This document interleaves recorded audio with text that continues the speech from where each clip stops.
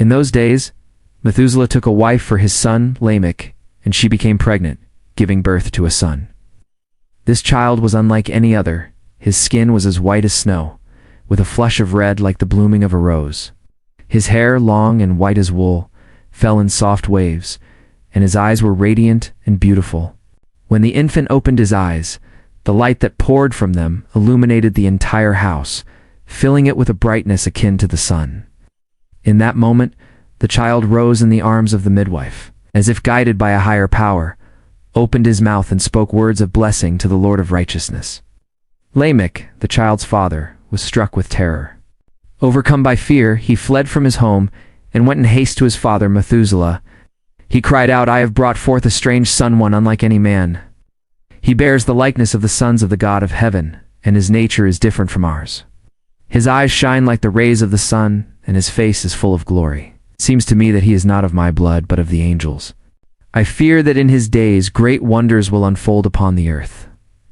Lamech, trembling, pleaded with his father, "Now I ask of you, go to Enoch, our ancestor, and seek the truth from him. For he dwells among the angels and will surely know what this means." Upon hearing these words, Methuselah set out to find Enoch, journeying to the very ends of the earth, where he had heard Enoch resided. He called out with a loud voice, and Enoch, hearing him, came to meet him. "Behold, here I am, my son," said Enoch. "Why have you sought me?" Methuselah answered, "I have come to you with great anxiety. A vision has troubled me, and I am deeply disturbed. My son Lamech has had a child, but this child is unlike any other. His skin is whiter than snow, and redder than the bloom of a rose. His hair is whiter than wool, and his eyes shine with the brilliance of the sun. When he opened his eyes, he lit up the entire house. He rose in the midwife's hands and blessed the Lord of heaven. Lamech, in his fear, fled to me, doubting that the child is his own, believing him to be in the likeness of the angels of heaven. I've come to you to learn the truth of this." Enoch listened and then spoke with solemnity. "The Lord is about to do a new thing on the earth. This I have seen in a vision. In the days of my father, Jared, some of the angels of heaven transgressed the command of the Lord. They sinned and broke the law by taking human wives. With them they bore children, committing great sin. Soon, a great destruction will sweep over the earth, a flood that will last 1 full year, cleansing the land of its impurities. But this son who has been born to you, he shall be spared. He and his 3 children will survive when all other men perish. Giants shall walk the earth, born not of spirit, but of flesh, and they will bring great punishment upon the world. Yet through it all, the earth will be purified of its corruption," Enoch continued. "Now go and tell your son Lamech that this child is indeed his own, born of his flesh. You shall name him Noah, for he will be left to you. And he and his sons will be saved from the destruction that is coming upon the earth, for all the sin and unrighteousness that will culminate in his days." Enoch's voice grew heavier as he warned, "But even after the flood, the earth will again fall into deeper wickedness, more than before. I know this, for I have seen the mysteries of the holy ones revealed to me by the Lord.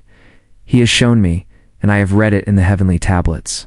The transgressions will continue generation after generation, until finally a generation of righteousness arises. When that day comes, all sin will be destroyed, and goodness will fill the earth." Enoch then turned to Methuselah. "Go now, my son, and tell Lamech that this child is his, and that the words I speak are true." When Methuselah heard the words of his father, he returned to Lamech, telling him all that Enoch had revealed. Lamech named his son Noah, for it was foretold that Noah would bring comfort to the earth after the great destruction. In those days Noah beheld the earth, and his heart grew heavy with sorrow. The ground beneath his feet had sunken, and he knew that destruction was near, inevitable. With a deep trembling voice he cried out, not once but 3 times, "Hear me, hear me, hear me." Gus echoed across the desolate lands as he sought the wisdom of his grandfather, Enoch, his soul burdened with dread. From the silence, Enoch responded, "What has caused such despair on the earth that it trembles so violently? Speak to me, Noah, for I fear that this turmoil may consume even me." But as Noah began to reply, the earth quaked beneath him. A great upheaval tore through the land, and a voice mighty reverberating thundered from the heavens. Overcome with awe and fear, Noah collapsed, his face pressed against the earth. In that moment, Enoch appeared, standing tall and radiant beside him. With gentle reproach, he asked, "Why, my child, have you called out to me with such anguish and tears?" His voice grew solemn as he continued. "A decree has been sent forth from the very presence of the Lord. Those who dwell on the earth are marked for ruin, for they have uncovered forbidden knowledge. They have learned the hidden secrets of the angels, the violent ways of the Satans, and have tapped into powers never meant for man. They have mastered sorcery and witchcraft, and they have created molten images that curse the earth." He spoke of the mysteries they had.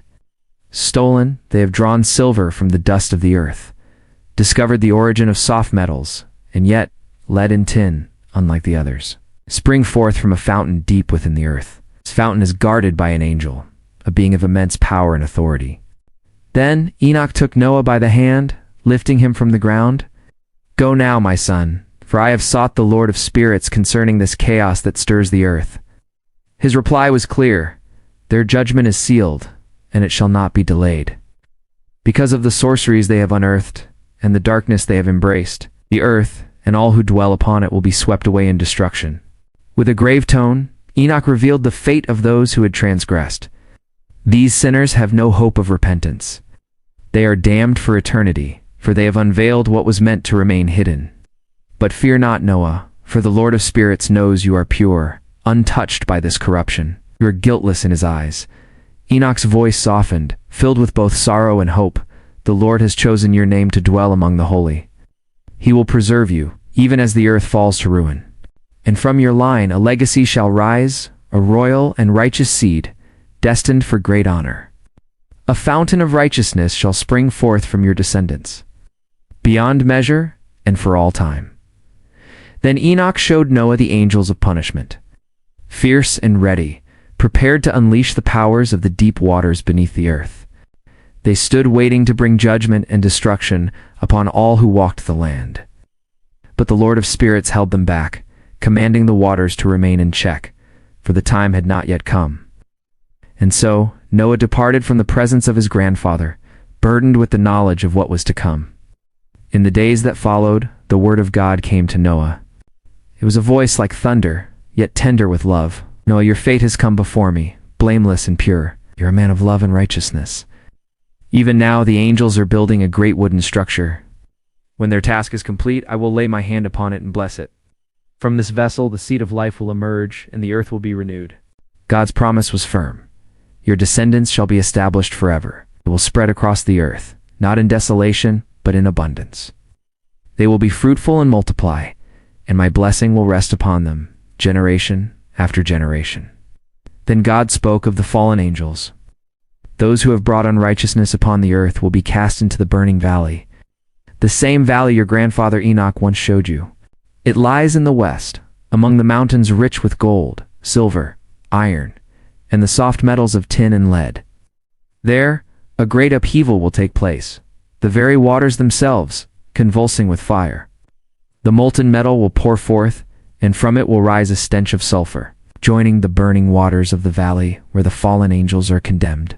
Noah saw the vision clearly, a valley of fire and flowing streams of molten metal, where those who led mankind astray would be punished for all eternity. But the waters that flowed through the valley would also serve a strange dual purpose. For the kings and the mighty, those who still walked the earth in pride, the waters would bring healing to their bodies. Yet, even as their flesh was soothed, their spirits would be tormented, for they had denied the Lord of spirits. Each day they would see their punishment, and yet refused to believe in his name. As the flames consumed their bodies, the torment of their spirits would grow, changing forever in proportion to their suffering. Before the Lord of spirits, no word would go unjudged. Their fate was sealed, for they had followed the desires of their flesh and denied the Spirit of the Lord. In that day, the waters themselves would transform. When the fallen angels were punished in the fiery streams, the waters would grow cold. The springs of healing would turn bitter, and those who once sought refuge in their warmth would find only ice. Noah heard the archangel Michael declare, "This judgment upon the angels is a testimony for the kings and rulers of the earth. They have sought these waters for the healing of their bodies.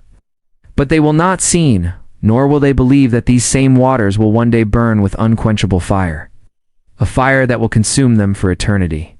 In the aftermath of the judgment, my revered grandfather Enoch, with deep solemnity, bestowed upon me the sacred teachings inscribed in the Book of Parables.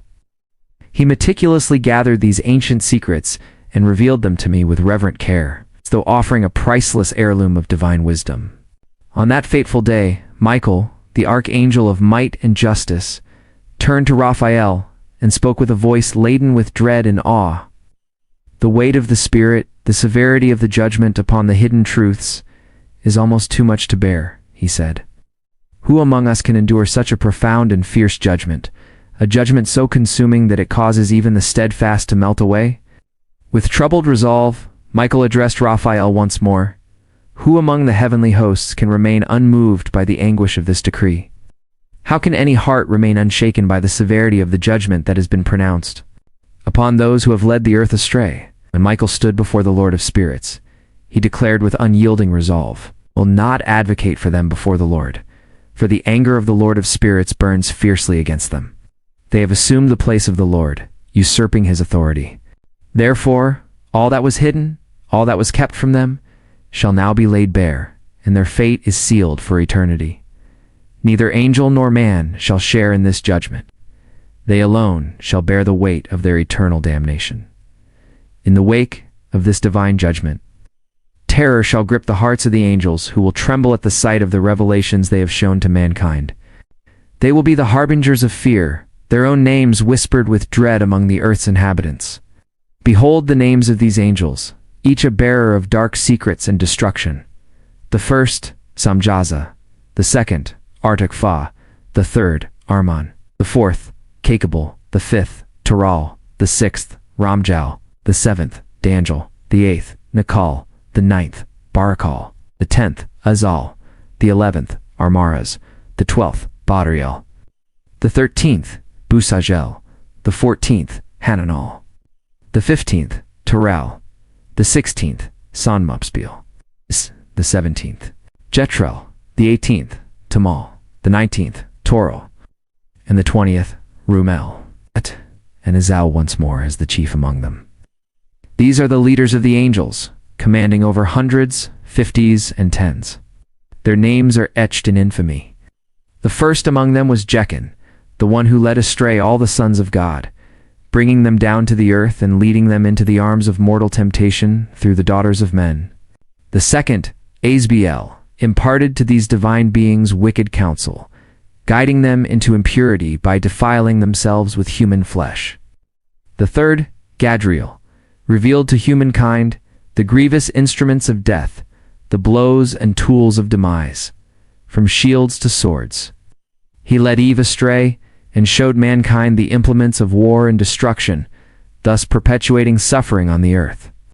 The fourth, Panme, imparted the knowledge of bitter and sweet, unveiling the secrets of wisdom that led humanity into sin through the invention of writing and art that has caused untold transgressions from ages past until the present day. For men were never meant to validate their actions with ink and parchment. They were created pure and righteous, unmarred by the destructive knowledge that now consumes them.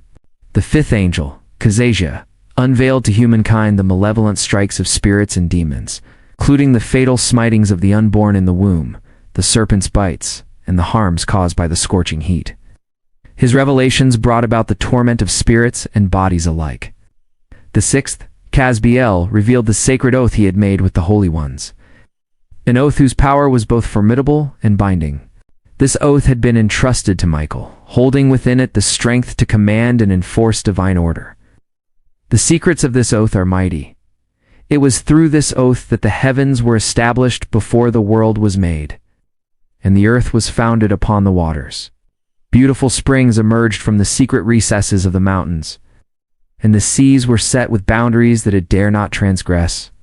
The depths were secured, the sun and moon kept their course, and the stars completed their cycles, all by the power of this oath. The spirits of water, winds, and all elements were bound by it, and their paths were preserved from corruption. The voice of thunder, the light of lightning, chambers of hail and frost, and all elements of weather give thanks and glorify the Lord of spirits eternally, for they are preserved by this oath. Great joy fills their hearts as they bless and extol the name of the Son of Man, who has been revealed and now sits upon the throne of glory. The judgment is given to him, and he will purge the earth of sinners, binding them with chains and casting them into their place of destruction. God. All their deeds shall vanish from the earth. From this moment forward, corruption shall have no place. The Son of Man, having taken his throne, will banish all evil before his presence. His word shall be strong and potent before the Lord of spirits. And it came to pass that during his earthly life, Enoch's name was exalted and raised to the attention of the Son of Man and the Lord of spirits, surpassing all those who dwelt upon the earth. In a grand celestial ascent, he was lifted upon the chariots of the Spirit, and as his name ascended, it gradually faded from among them. From that moment, Enoch was no longer counted among the mortal realm. Instead, he was placed between the two great winds between the north and the west. There, angels meticulously measured the domain allotted for the elect and the righteous. In that sacred space, he beheld the ancient patriarchs and the righteous, those who from the dawn of creation had resided in that exalted realm. It was after this momentous event that Enoch's spirit was transported to the heavens, ascending to the divine realms. There he beheld the holy sons of God, stepping upon fiery paths. Their garments gleamed white, and their faces radiated with the brilliance of freshly fallen snow. He saw two streams of fire, their light akin to the hue of hyacinth, and overwhelmed by the vision, he fell prostrate before the Lord of spirits. The archangel Michael, one of the exalted archangels, took him by his right hand, lifting him gently and guiding him through the divine mysteries. Michael revealed to him the hidden secrets of righteousness and the ultimate truths of the cosmos. He was shown the secrets of the farthest reaches of heaven, the chambers of the stars, and the pathways of the luminaries, all proceeding in divine order before the holy ones. Enoch's spirit was then translated into the heaven of heavens, where he beheld a magnificent structure composed of crystal-clear substances. Within this celestial edifice, tongues of living fire danced between the crystalline walls. He witnessed the girdle encircling this fiery house, adorned with streams of living fire flowing from all four sides. Seraphim, cherubim, and Upanam celestial beings, who neither slumber nor rest, stood in vigilant guard around the throne of divine glory. Enoch beheld an innumerable host of angels, thousands upon thousands, and 10,000 times 10,000, encircling the divine house. Among them were Michael, Raphael, Gabriel, Phanuel, and other holy angels of the highest order, all moving in and out of that sacred place. From that celestial abode emerged Michael, Gabriel, Raphael, Phanuel, and countless holy angels. Accompanying them was the head of days, his head radiant and pure as wool, his attire beyond description. Overwhelmed, Enoch fell on his face, his entire body slackened, and his spirit was transformed. In this state of divine ecstasy, he cried out with a mighty voice, imbued with the spirit of power, and he blessed, glorified, and extolled the Lord of spirits. The blessings that flowed from Enoch's lips were received with great favor by the head of days. The head of days, accompanied by Michael, Gabriel, Raphael, Phanuel, and an uncountable multitude of angels, approached him. In a voice filled with reverence, the angel spoke to him, "Behold the Son of Man, born unto righteousness. Righteousness envelops him, and the righteousness of the head of days shall never depart from him." The angel continued, "He brings to you a message of peace, a peace that has emanated from the creation of the world and shall endure forever. Walk in his ways, for righteousness shall never abandon him. In his presence you shall find your dwelling and your heritage, and you shall be eternally united with him. Thus shall the Son of Man enjoy length of days, and the righteous shall walk in peace and integrity in the name of the Lord of spirits." Forever and ever, Enoch continued to unveil the divine knowledge imparted to him, revealing the profound secrets of the celestial bodies and their movements. Under the guidance of Uriel, the holy angel Enoch was shown the intricate mechanisms of the heavens. Uriel disclosed to Enoch the precise laws governing the celestial bodies, illustrating how each luminary follows its designated path according to their orders, dominions, and seasons. These laws are set to remain in place until the dawn of the new creation, which will last for eternity. Uriel began, The first law of the luminaries is that the sun rises from the eastern portals of heaven and sets in the western portals. There are 6 portals through which the sun ascends, and 6 through which it descends. The moon follows similar paths, rising and setting within these portals, as do the leaders of the stars in their charge of 6 in the east and 6 in the west, all in precise, harmonious order. Additionally, there are many windows flanking these portals on both the right and left. The great luminary, the sun, emerges first. Its circumference mirrors the expanse of the heavens, and it is ablaze with radiant and warming fire. Driven by the wind, its chariot ascends, and as the sun sets, it returns through the northern realms to reach the eastern portals, proceeding to its designated entrance and illuminating the heavens. In the first month, the sun rises through the 4th of the 6 eastern portals, which contains 12 window openings. Each window emits a flame when opened at the appropriate season. For 30 mornings, the sun rises through this 4th portal and sets through the 4th portal in the west, gradually extending the daylight and shortening the night.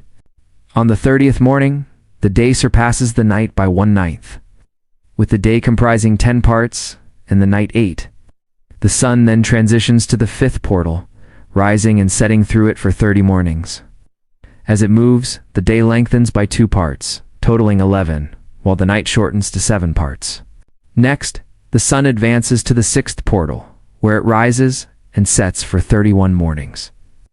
On this day, the daylight doubles the night, with the day measuring 12 parts and the night 6. Afterward, the sun ascends to reduce the length of the day and increase the night.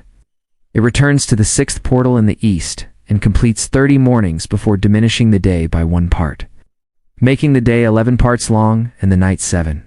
Subsequently, the sun departs the 6th portal in the west, traveling to the 5th portal in the east. For 30 mornings, it rises and sets through this portal, increasing the day length by 2 parts to 10 and increasing the night to 8. The sun continues this pattern, transitioning to the 4th portal for 31 mornings. Here, the day and night become equal, each consisting of 9 parts. The sun then proceeds to the 3rd portal, where it rises and sets for 30 mornings. The night grows longer than the day until the 30th morning, with the night spanning 10 parts and the day 8. Moving to the 2nd portal for 30 mornings, the night lengthens to 11 parts, while the day shortens to 7. Finally, the sun enters the 1st portal for 31 mornings, where the night reaches its longest duration, being double the day. On this day, the night comprises 12 parts, and the day 6. The sun completes its orbit, returning to traverse its divisions, and setting in the west opposite the portal from which it rose. As a result, the night decreases by 1/9, and the night becomes 11 parts with the day at 7. The sun then re-enters the 2nd portal in the east, following its established path for 30 mornings, rising and setting as before. This causes the night to shorten to 10 parts, while the day extends to 8. Subsequently, the sun rises from this portal and sets in the west, eventually returning to the 3rd portal for 31 mornings, where the day and night are equal at 9 parts each. Thus, the cycle completes with a year totaling 364 days. Uriel also showed Enoch the laws governing the moon, the smaller luminary. The moon's circumference, akin to the expanse of heaven, is driven by the wind, and its light is granted in precise measure. The moon rises with a 14th part of its light, Uriel explained, and it continues to grow until the 15th day, when it is fully illuminated. After reaching its fullness, it begins to wane, reducing its light in a precise sequence. This pattern repeats consistently, with the moon completing its cycle in alignment with the sun. In this way, the movements of the moon ensure that the years are accurately measured. Maintaining the balance and order of time, Uriel showed Enoch the movements and positions of all the celestial bodies, including the sun, moon, and stars. Each of them follows a fixed path, obeying the commands set by the Lord of Glory, who established them to rule over the heavens and the earth. The angel Uriel then explained the 12 portals located around the sun's chariot. From these portals, rays of sunlight emerge, providing warmth to the earth. He also revealed the portals from which the winds and dew flow, explaining how these forces control the daily and seasonal cycles. There are 12 portals in total, which are used by the sun, moon, and stars to maintain the natural order of the cosmos. Uriel showed how the balance between light and darkness, warmth and cold, prosperity and desolation, sustained by the Creator's design. Finally, Uriel demonstrated the workings of the winds that come from 12 portals around the edges of the earth. These winds bring different outcomes, ranging from blessings and abundance to destruction and desolation. The east wind carries drought and heat, while another from the east brings rain and fertility. The north winds deliver cold and snow, while the winds from the west bring mixed conditions. The laws of the heavens were unveiled before my eyes, Enoch declared, his voice filled with awe. I saw how every star, every planet, and every force of nature moves with perfect precision, following the path assigned to them, maintaining the delicate harmony and balance of all creation. In those days, Uriel spoke unto Enoch, saying, Behold, I have revealed all to you, O Son of Man.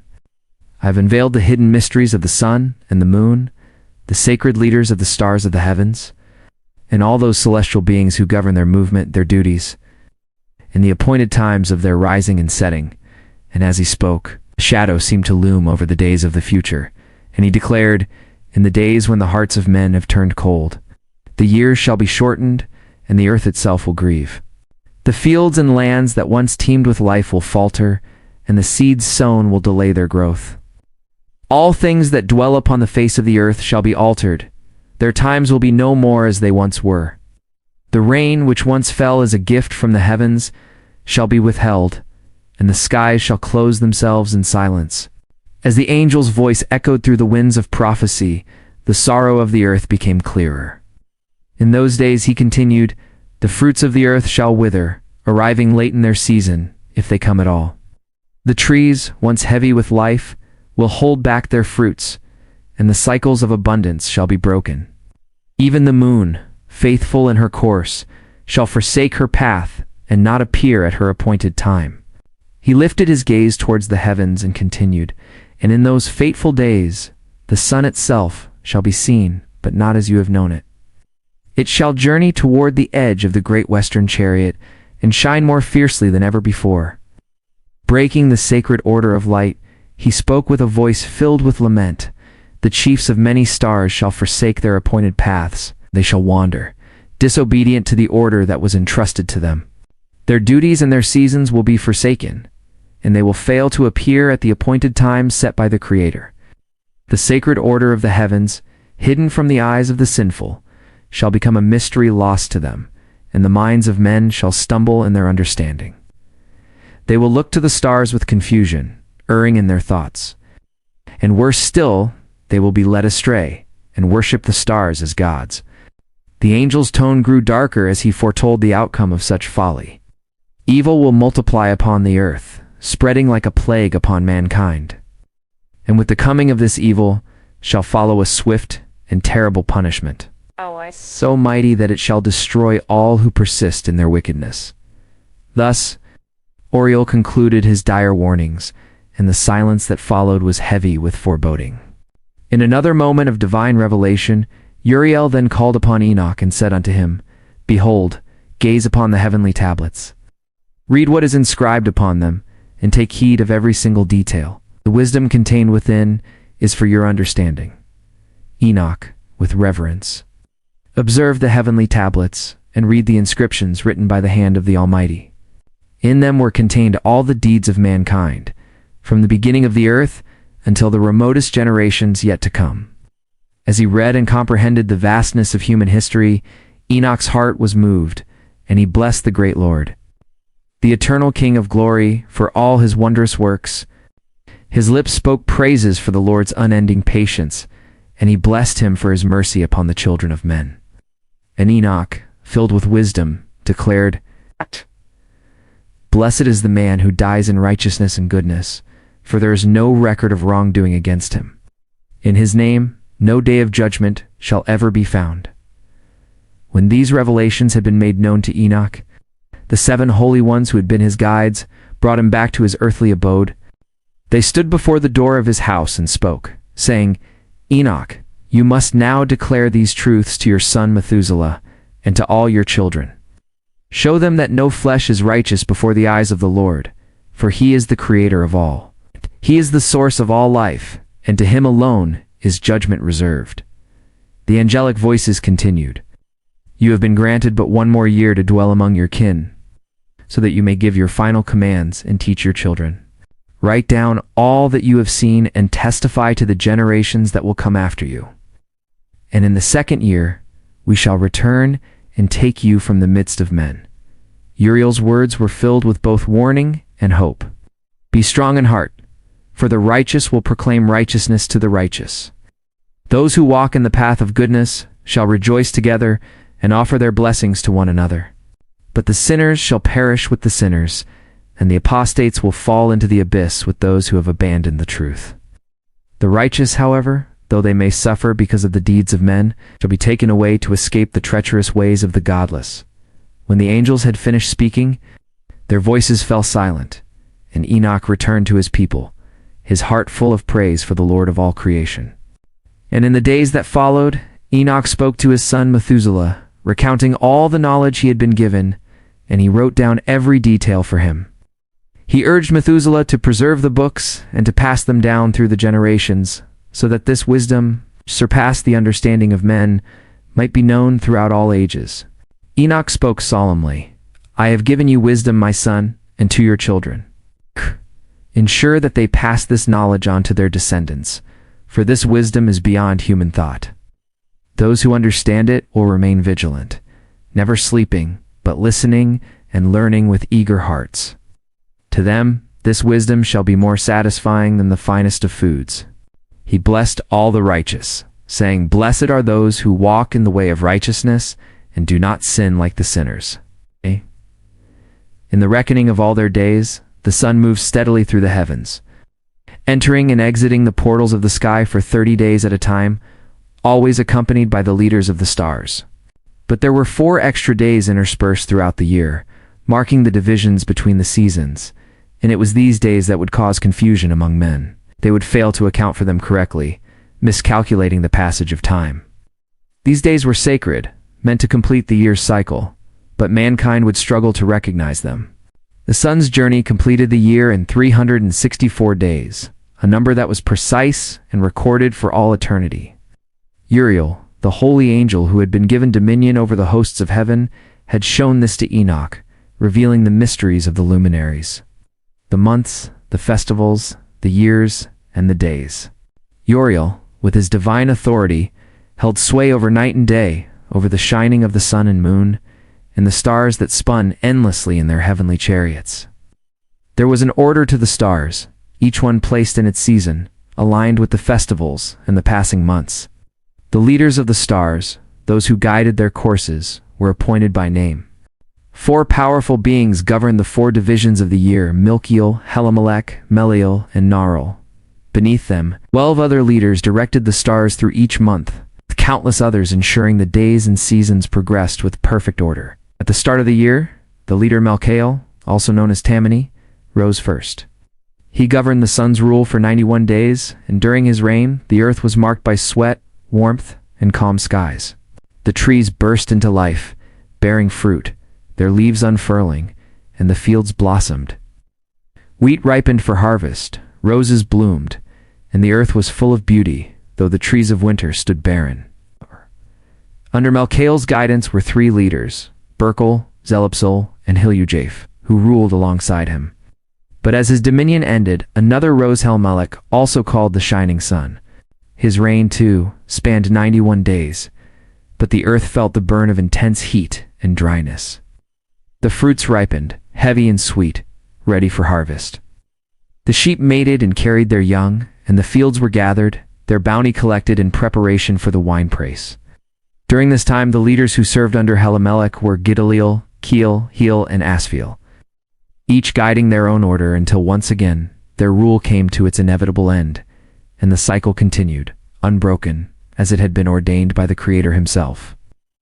And now, Methuselah, my son, listen closely, for I will share with you all the visions that have been revealed to me. These visions, given by the Almighty, have been heavy upon my spirit, and I will recount them to you in their entirety. There were 2 great visions before I took a wife each, one different from the other. The first came when I was still learning the ways of writing, a time when my mind was young and eager. The second, far more terrible, came before I married your mother. It was then that I was shown a dreadful sight, one that chilled me to the core, and in my distress, I turned my heart to the Lord in prayer. In that moment, I had laid myself down in the house of my grandfather Mahala. As I slept, the vision overtook me, and I saw the heavens collapse. The very firmament above us was torn away and fell, plunging to the earth with an overwhelming force. And when it struck the earth, I watched in horror as the ground opened into a vast abyss. The mountains, once steadfast and towering, were hurled upon each other, one upon the other, while the hills sank into the depths. Even the great trees rooted in the earth since ancient times were ripped from their foundations, cast into the abyss below as if they were nothing. And then, from the depths of my soul, a word arose, and my mouth was filled with a cry. I lifted my voice and shouted, "The earth is destroyed!" At that moment, my grandfather Mahalo awakened me from my slumber, hearing my cries. He spoke to me with great concern. "Why do you wail so, my son? What has caused this lamentation within you?" I told him of the vision that had been shown to me, every dreadful detail of it.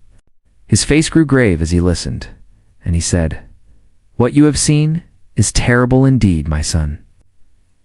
Your dream vision reveals the hidden secrets of the world's sin, and the weight of this sin will drag the earth into the abyss. It shall be destroyed with a mighty destruction." He looked at me with urgency and said, "Now, arise, my son, and petition the Lord of glory, for you are faithful in his sight. Pray that he might leave a remnant upon the earth, that he does not utterly wipe out all of creation."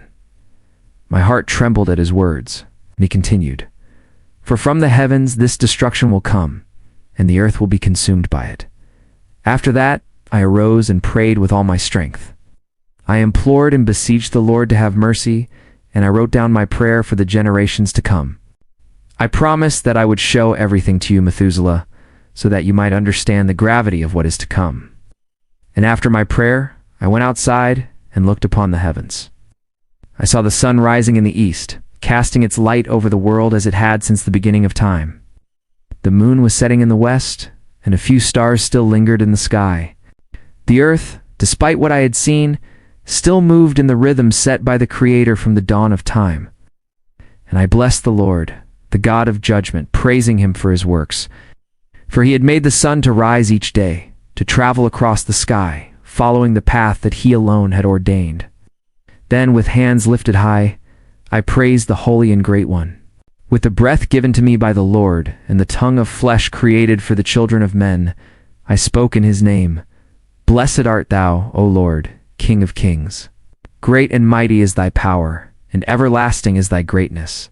Art the Lord of all creation. The heavens are thy throne, and the earth is thy footstool forevermore.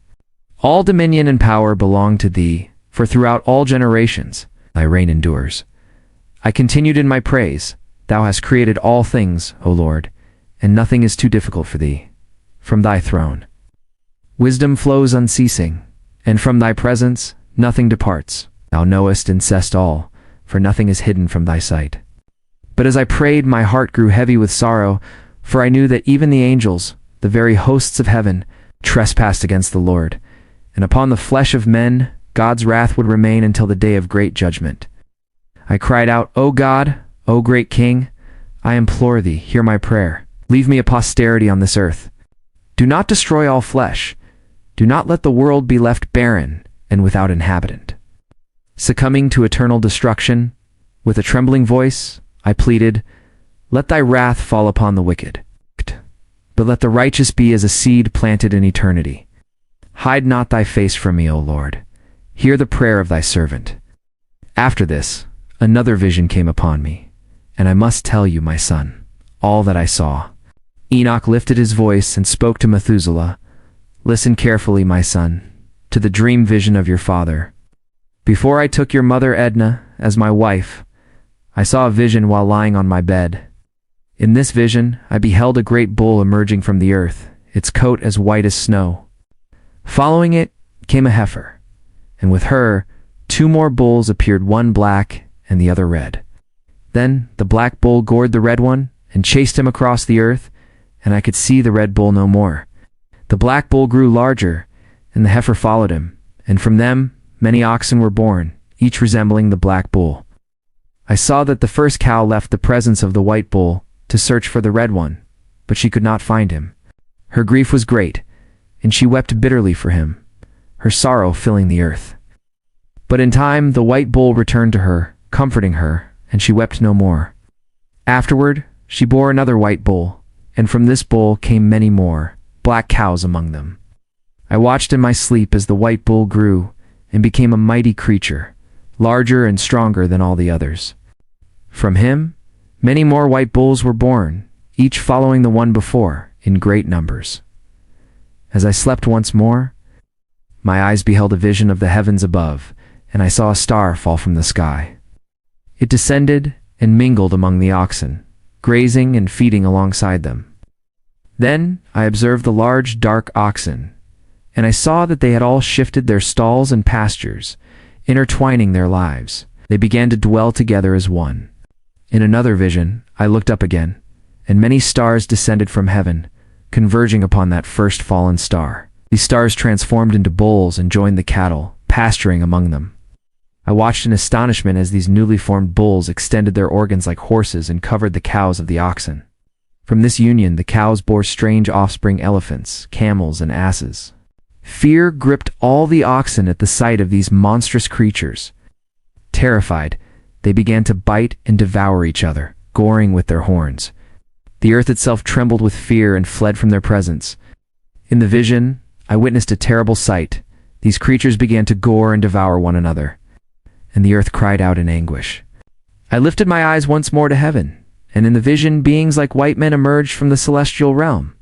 4 of these beings stepped forward, accompanied by 3 others.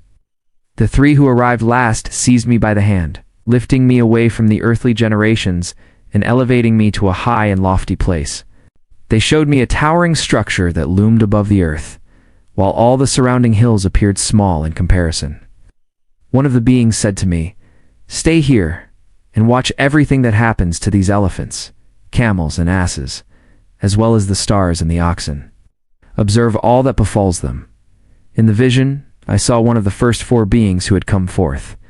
He seized the original star that had fallen from heaven, binding it hand and foot before casting it into a narrow, deep, and dreadful abyss. Then another being drew a sword and handed it to the elephants, camels, and asses. Armed with this weapon, they began to strike each other, causing the earth to quake with the intensity of their conflict. As I watched, one of the 4 beings who had descended from heaven began to hurl stones at these creatures. He gathered all the great stars whose organs resembled those of horses, bound them hand and foot, and cast them into the same abyss of the earth, leaving them confined and helpless. One of the 4 beings approached the white bull and revealed a profound secret to him, causing no fear. The bull, transformed into a man, constructed a magnificent vessel for himself and dwelled within it. Alongside him, 3 other bulls took refuge in the vessel, their presence shielded within. Once more I directed my gaze toward the heavens, and beheld a towering roof, adorned with 7 torrents of water. These torrents poured forth an abundance of water into a vast enclosure. I looked again, and fountains erupted on the floor of that great enclosure, causing the water to rise and swell. The enclosure gradually filled with water until it was entirely submerged. As the water deepened, darkness and mist thickened. The water crested above the enclosure's height and began to overflow, covering the earth beneath. All the cattle within the enclosure were gathered together, and I watched as they sank, consumed by the rising waters, and perished within their depths. The vessel, however, remained afloat, while all the oxen, elephants, camels, and asses sank beneath the water, disappearing from sight and meeting their doom. In the vision, I saw the torrents recede from the towering roof, revealing the earth's surface. Chasms were filled, and new abysses opened up. The waters drained into these new chasms, making the earth visible once again. The vessel settled on solid ground as darkness receded and light emerged. The white bull, now a man, emerged from the vessel along with the 3 bulls who had accompanied him. One was white like him, another was blood red, and the last was black. The white bull departed from them. The bulls began to create beasts of the field and birds, leading to the emergence of diverse species: lions, tigers, wolves, dogs, hyenas, wild boars, foxes, squirrels, swine, falcons, vultures, kites, eagles, and ravens. Among these, a new white bull was born. Conflict arose among these creatures, but the newly born white bull fathered a wild ass and another white bull. The wild asses multiplied from this lineage. The bull, born from the first white bull, sired a black wild boar and a white sheep. The wild boar produced many offspring, while the sheep gave birth to 12 lambs. As the 12 lambs grew, one was given to the wild asses, who then passed it to the wolves. The sheep matured among the wolves. The Lord of the sheep gathered the 11 remaining lambs and brought them to live and graze among the wolves. The flocks multiplied, growing numerous. The wolves, terrified of the increasing sheep, oppressed them fiercely, destroying their young and casting them into a river of great waters. The sheep cried out in anguish over their lost young and pleaded with their Lord. One sheep, having escaped the wolves, fled to the wild asses. I witnessed the sheep's lament and their fervent pleas to their Lord, who descended from his exalted dwelling in response. He called the sheep that had escaped and instructed it to warn the wolves not to harm the sheep. The sheep, following the Lord's command, went to the wolves, accompanied by another sheep. Together they entered the wolves' assembly and admonished them to cease their attacks on the sheep. Despite this, I saw how the wolves continued to oppress the sheep with all their might, causing them to cry out in distress. The Lord came to the sheep, and they began to fight against the wolves. The wolves in their turn lamented, but the sheep's cries ceased. I observed as the sheep left the wolves behind, while the wolves, blinded and enraged, pursued them with relentless vigor. The Lord of the sheep led them, his presence radiant and awe-inspiring.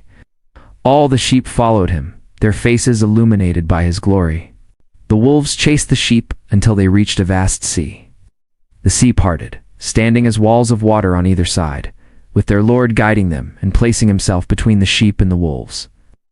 As the wolves, unable to see the sheep, ventured into the sea, they followed them into the midst of the waters, their pursuit unceasing. As the wolves caught sight of the Lord of the sheep, they turned in terror to flee from his formidable presence. The sea, however, gathered itself and returned to its original state. The waters surged and rose, ultimately engulfing the wolves. I witnessed the dreadful scene as every wolf that had pursued the sheep was drowned and perished in the swelling sea. Yet the sheep escaped from the watery deluge and ventured into a barren wilderness, devoid of water and sustenance. In this desolate land, their eyes were opened to their surroundings. I observed the Lord of the sheep tenderly pasturing them, providing both water and grass, while the leading sheep guided them. The leading sheep ascended to the peak of a towering rock, and the Lord of the sheep sent it back to the flock. I saw the Lord of the sheep standing before them, his appearance majestic, inspiring, and fearsome. The sight of him instilled profound fear in the sheep. They trembled and quaked in his presence, crying out to the leading sheep, "We cannot endure the sight of our Lord, nor stand before him." The leading sheep climbed again to the top of the rock, but the sheep began to lose their way and wander from the path it had shown them, though the sheep remained unaware of their deviation. The Lord of the sheep grew exceedingly wrathful with them. The leading sheep, sensing this, descended from the rock and found the majority of the sheep blinded and strayed. Upon encountering the straying flock, they trembled in fear at its presence and longed to return to their safe pastures. The leading sheep gathered other sheep and went to those who had wandered. It began to cull the wayward sheep, instilling fear in them, and thereby leading the strays back to their fold. Where in the vision, I saw the leading sheep transform into a man and construct a grand house for the Lord of the sheep, placing all the sheep within it. I saw how the sheep met with the leading sheep that had become a man, who then fell asleep. The grand sheep perished, and smaller ones rose in their stead, leading the flock to a new pasture and a flowing stream of water. The leader, now a man, withdrew from the sheep and fell asleep, causing great mourning among the flock. They cried out desperately for their lost leader. Eventually, the sheep ceased their cries and crossed the stream. New leaders emerged, 2 sheep taking charge where the old ones had fallen asleep, witnessed the sheep arrive in a beautiful, lush land. The sheep thrived and were satisfied in this pleasant place where the house stood among them. At times their vision was clear, and other times it was obscured, until a new sheep arose to lead them, restoring their sight. As the sheep faced challenges from dogs, foxes, and wild boars, the Lord of the sheep raised a ram from their midst to lead them. The ram fought fiercely against the predators, ultimately destroying them all. However, the ram that had once been glorious grew corrupt and began to assault and trample the sheep, misusing its power. The Lord of the sheep appointed another lamb, transforming it into a ram to replace the fallen leader. This new ram became the prince and leader of the sheep. But during these events, the sheep continued to suffer from oppression by the dogs. The first ram pursued the second, but the second ram fled in fear. Eventually, the dogs overpowered and brought down the first ram. The second ram then took charge, leading the sheep. The flock multiplied and grew, while the predators fled in fear before the ram's might. The ram defeated the wild beasts, which no longer had power over the sheep. The ram fathered many sheep before falling asleep. A young sheep then succeeded him as ram and became the new leader. The house grew large and expansive, built for the sheep, and a towering structure was erected for the Lord of the sheep. This house, though low, was overshadowed by the grand tower where the Lord resided, and the sheep provided a full table before him. Yet, I saw that once again the sheep strayed and forsook their house. The Lord of the sheep sent emissaries from among them, but these were slain by the sheep. One emissary survived and cried out over the flock, but the Lord saved it and brought it to me to dwell there. Many other sheep were sent to lament and testify to the flock, but when they abandoned the Lord's house and tower, they fell away completely. Their eyes were blinded, and the Lord wrought great slaughter among them until they invited their own ruin. He delivered them into the hands of lions, tigers, wolves, hyenas, foxes, and all wild beasts who tore the sheep to pieces. The Lord abandoned the house and tower, leaving the sheep at the mercy of the wild beasts. They were ravaged and devoured. In my distress, I cried out with all my strength, pleading with the Lord of the sheep to intervene as the wild beasts continued to devour his flock. Yet the Lord of the sheep remained unmoved, even as he watched the devastation unfold before his eyes. He rejoiced in their being devoured, swallowed, and plundered, leaving them at the mercy of the ravenous beasts. Then he summoned 70 shepherds and handed the sheep over to them, commanding them, "Each of you shall now tend to the sheep and do everything I instruct you. I will give you a specific number of sheep, and you are to destroy only those I command you to." He entrusted the sheep to their care. But he also called upon another and said, "Observe everything the shepherds do to the sheep. Watch closely, for they will destroy more than I have ordered. Record every excess and all the destruction they commit. Note how many perish by my decree and how many fall by their reckless will. Document the wrongdoings of each shepherd." And to this observer he added, "Do not reveal this to the shepherds, neither warn them nor speak to them of their misdeeds. Simply write down every sheep they destroy and present the full account to me." In time, the shepherds began to tend the sheep, but they slaughtered far more than they were instructed. They handed the sheep over to the lions and other wild beasts. The lions and tigers tore through the sheep, devouring them in great numbers. Even the wild boars feasted on them. And the shepherds set fire to the tower and brought the house of the sheep crashing down. Sorrow weighed heavily upon me as I gazed upon the ruins of the tower. For the house of the sheep lay in rubble, and I could no longer tell if any of the sheep had managed to return to it. The shepherds and their accomplices continued to surrender the sheep to the wild beasts, each receiving a fixed number. Meanwhile, the observer faithfully recorded in his book how many sheep each shepherd destroyed, and many more perished than was decreed. I could not contain my grief, and I wept bitterly for the slaughtered sheep. In my vision, I saw the one who kept the record bringing the book before the Lord of the sheep. Every name, every act of destruction was written down, and the book was laid before him. The Lord read it, sealed it, and set it aside. I continued to watch as the shepherds pastured for 12 more hours. In that time, 3 sheep turned back and entered the ruins, rebuilding what had been lost. They began to restore the tower, which was then called the High Tower. They also set a table before it, but the bread they placed upon it was defiled, impure. Yet throughout all this, the eyes of the sheep remained blinded, and so too were the eyes of their shepherds. The The sheep were delivered into the hands of their shepherds, only to be trampled and devoured. The Lord of the sheep, however, remained unmoved, even as his flock was scattered across the fields and mingled with the wild beasts. The shepherds made no effort to save them. Once again, the observer who had written down all these things took the book and brought it before the Lord of the sheep. He pleaded earnestly on behalf of the sheep and testified against the shepherds, laying bare their many transgressions. The Lord accepted the book and placed it beside him before the observer departed. I saw that 35 more shepherds were appointed to pasture the sheep, each fulfilling their term. As before, others took over when their time was up, continuing the cycle. Then I saw the sky darken as flocks of birds descended upon the sheep-eagles. Vultures, kites, and ravens, but it was the eagles who led the assault. They began to feast on the sheep, tearing at their flesh and gouging out their eyes. The sheep cried out in agony as their bodies were devoured, and I, in my sleep, wept and mourned for the shepherds who had been entrusted with their care. The dogs, eagles, and kites continued their feast, leaving no trace of flesh, skin, or sinew. Only the bare bones of the sheep remained, and even those bones crumbled to the earth as the sheep dwindled in number. I watched as 23 more shepherds took up their duties, each fulfilling their period, spanning 58 more times. But amidst this horror, new lambs were born to the white sheep.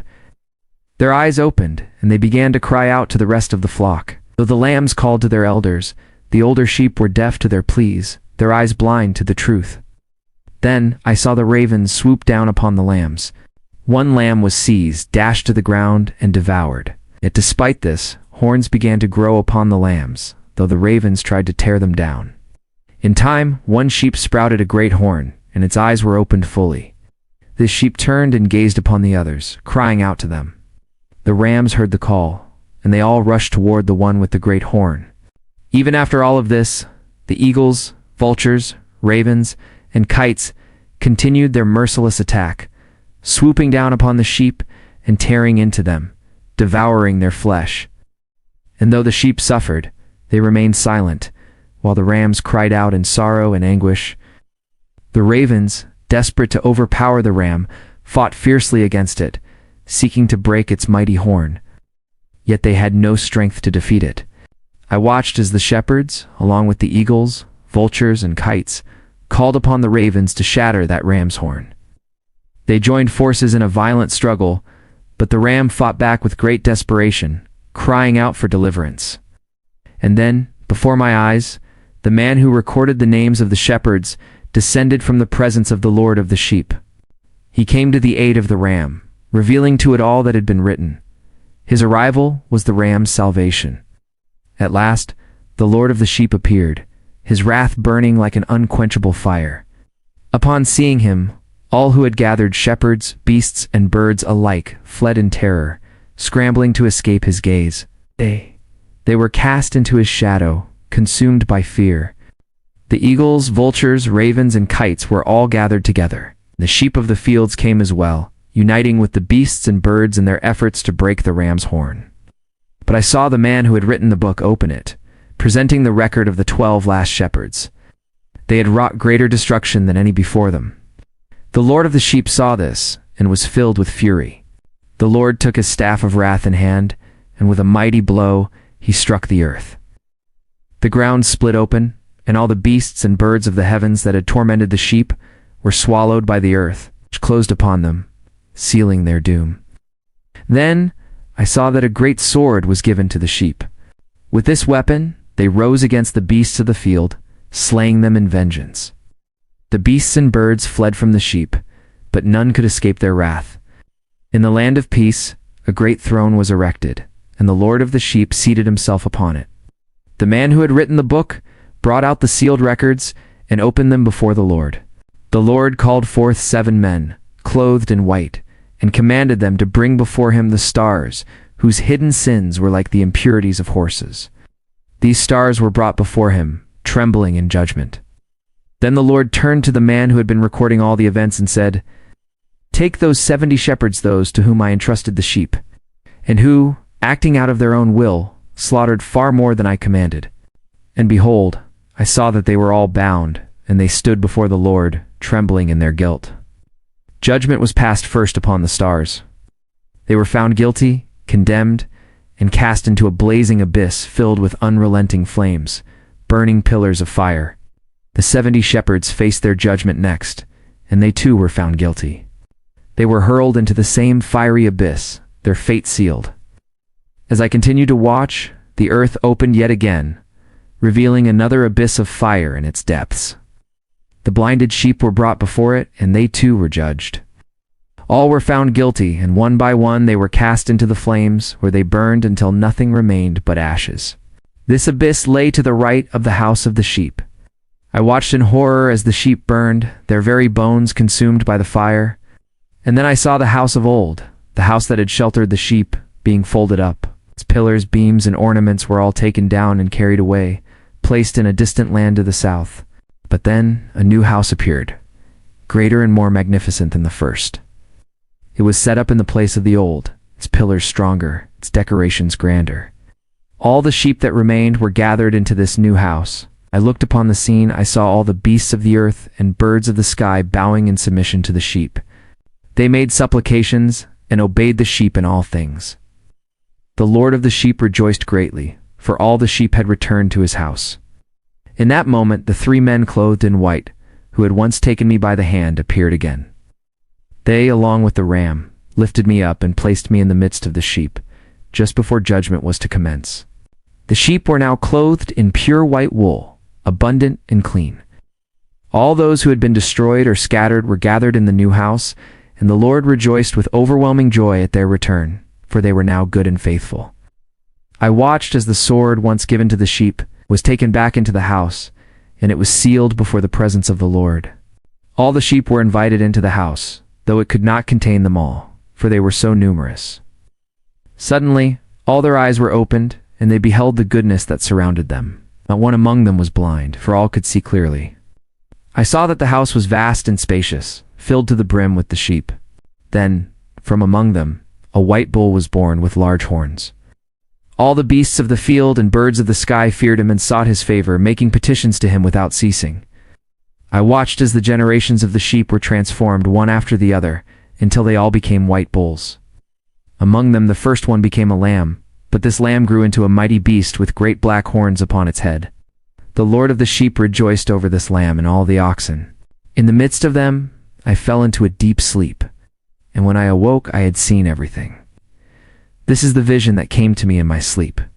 When I awoke, I blessed the Lord of righteousness and glorified his name, but I could not stop weeping. Tears flowed without end, as the weight of all I had seen overwhelmed me. I wept because I knew that everything would come to pass, and all the deeds of men, each in their time, had been revealed to me. That night I remembered my first dream, and the vision filled me with sorrow and unrest. I wept for what I had witnessed, for the fate of all was laid bare before me,